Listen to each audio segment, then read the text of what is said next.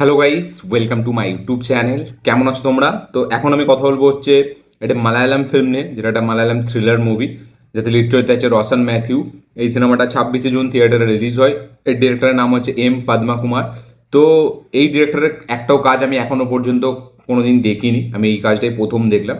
তো উইথ সিনেমাটা আমি কমপ্লিট করলাম। কেমন লাগলো আমার এই থ্রিলার মুভিটা, যেটা 26শে জুন থিয়েটারে রিলিজ হয়। যে ফিল্মটা অতটা লোকে খুব একটা যে হেভি পছন্দ করছে এরকম না, আবার খুবই যে খারাপ গেছে এরকম না।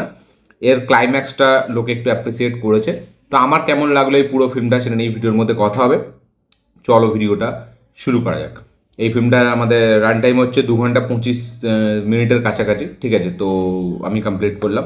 এক লাইনে যদি এই ফিল্মটাকে আমি রিভিউ করি, তো উইর ফিল্মটা আমার জন্য একটা গুড ওয়াচ মুভি আমি এটাকে বলবো। আমার এটা থেকে আমি যে বিশাল কিছু পেয়ে গেছি এরকম না, আবার যে দারুণ কিছু সারপ্রাইজ বা টুইস্ট অ্যান্ড টাচ আমার কাছে এসছে এরকমও না।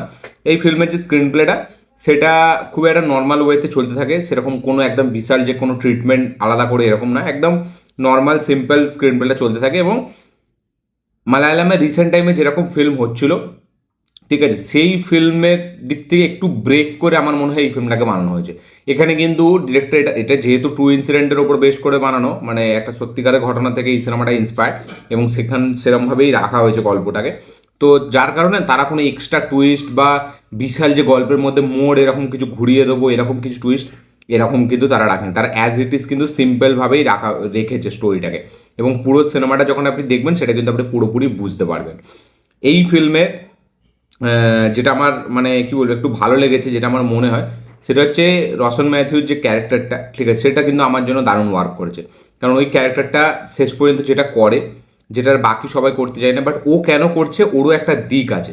তো এই যেটা কথা আছে, মানে যে অ্যাকচুয়ালিতে মানে ভুকা থাকে না, যে মানে যার খিদে থাকে, সেই খিদের জ্বালাটা বোঝে। তো সেই জিনিসটা হচ্ছে এইখানে আমরা দেখতে পাচ্ছি এক কথায় ক্লাইম্যাক্সের যে জিনিসটা হচ্ছে। তো রসন ম্যাথুর ক্যারেক্টারটা সে ক্লাইম্যাক্সে যেটা করে, যেহেতু তার সাথে একটা সময় ঘটেছে, তো যার কারণে কিন্তু সেই একমাত্র সেই মর্মটা বোঝে, বাকি কিন্তু আর কেউ সেই মর্মটা বুঝবে না।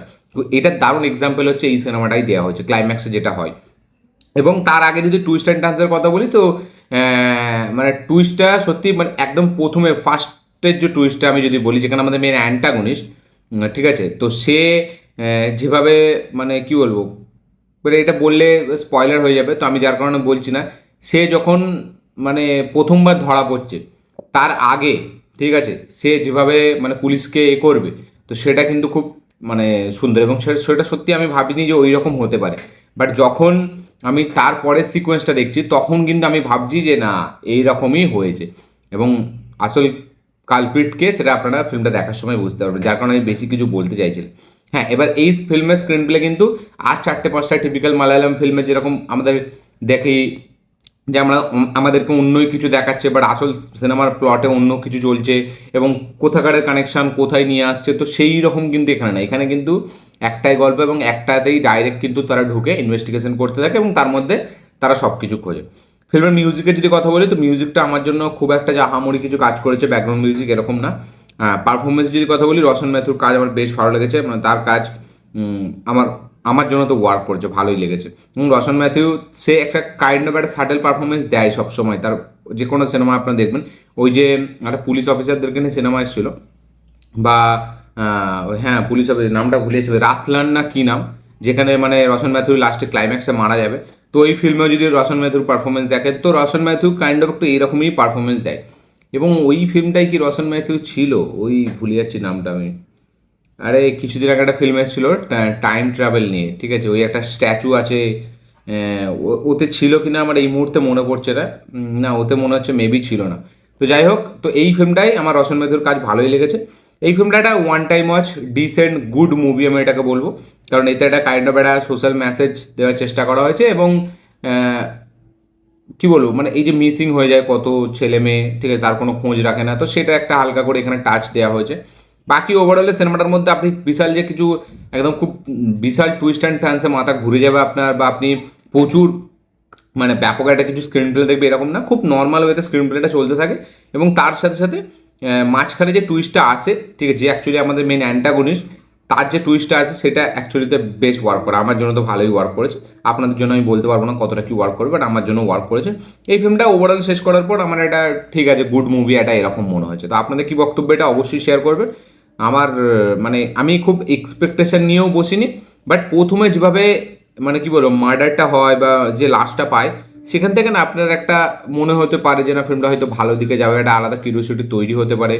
আপনার মনে হবে যে না ফিল্মের প্লটের মধ্যে আমরা হেভি কিছু জিনিস দেখতে পাবো, বাট এখানে কিন্তু সেরকম না। তো খুবই একটা মানে কি হয়, একটা জেনুইন মানে ইনভেস্টিগেশন যেরকম চলে না, এই ফিল্মের গল্পটা কিন্তু সেরকম, যেটা রিয়েল মনে হবে আপনার, কোথাও কেউ ফিকশন মনে হয় না, এটা রিয়েল। এবং সবার পারফরমেন্সও কিন্তু খুব রিয়েলি মনে হয়, মানে সাপোর্টিং কাস্টেও যারা আছে পুরো যেভাবে সাজিয়েছে গল্পটা, যেভাবে প্রত্যেকটা ক্যারেক্টার যেভাবে পারফর্ম করছে, আপনার মনে হবে রিয়েল ইনভেস্টিগেশন চলছে। তো রিয়েল ইনসিডেন্ট থেকে ইন্সপায়ার্ড সিনেমাটা, এবং সেটা কিন্তু দেখলে বোঝা যায়। সিনেমাটা কোথাও গিয়ে দেখলে না আপনার মনে হবে না যেন যে ক্যামেরা চলছে, অ্যাক্টিং করছে সবাই, খুব রিয়েল, খুব জেনুইন সিনেমাটা মনে হয়। সিনেমাটা হয়তো দেখার পর হয়তো আপনার বিশাল কিছু নাও লাগতে পারে, ঠিক আছে, সেটা সবার মানে যার সাথে যেরকম ঘটে সেই সেটাকে মানে কি বলবো একটা সে সেটার মর্মটা বোঝে, যে কেউ কারুর বাচ্চাকে হারিয়েছে, বা কেউ ছোটোবেলায় রাস্তায় মানুষ হয়েছে, বা কেউ কাউকে হারিয়েছে ছোটোবেলায়। তো সেই অ্যাকচুয়ালিতে ফিল্মটা অ্যাকচুয়ালি কিন্তু রিলেটেবল ফ্যাক্টরের উপর কাজ করে। ইয়েস, আপনি যদি এটাকে রিলেট করতে পারেন তবেই কিন্তু আপনার জন্য একটা দারুণ ওয়ার্ক করবে। এবং পারফরমেন্স যেরকম কথা বললেন যে সবাই কিন্তু খুব জেনুইন পারফরমেন্স দিয়েছে, এবং পুরো ইনভেস্টিগেশন না দেখে কোথাও আপনার মনে হবে সিনেম্যাটিক মনে হবে না, কোথাও মনে হবে যেন আপনার রিয়েল বা জেনুইন আপনি একটা ইনভেস্টিগেশন দেখছে, যে এখানে অ্যাকচুয়ালি মেন কালপ্রিটকে বা এই বাচ্চা মেয়েটাকে খোঁজা হচ্ছে, বাচ্চা ছেলে মেয়েটাকে। তো সেগুলো বেশ ভালো আমার লেগেছে। তো ফিল্মের মানে ফিল্মটা যে সাজিয়েছে না, ওই সাজানোটা খুব সুন্দর লেগেছে আমার, এবং সবার পারফরমেন্স কিন্তু খুব খাপে খাপ বসেছে, খুব রিয়েল মনে হয়েছে। তো ওভারঅল এই ছিল আমার রিয়াকশন। আপনাদের কি বক্তব্য, কি মতামত, কি রিয়াকশন অবশ্যই কমেন্টে লিখে জানাবেন। যারা দেখে নিয়েছেন তারা দেখুন, দেখে কমেন্ট করবেন আপনাদের কি বক্তব্য, কি মতামত, কি রিয়াকশন।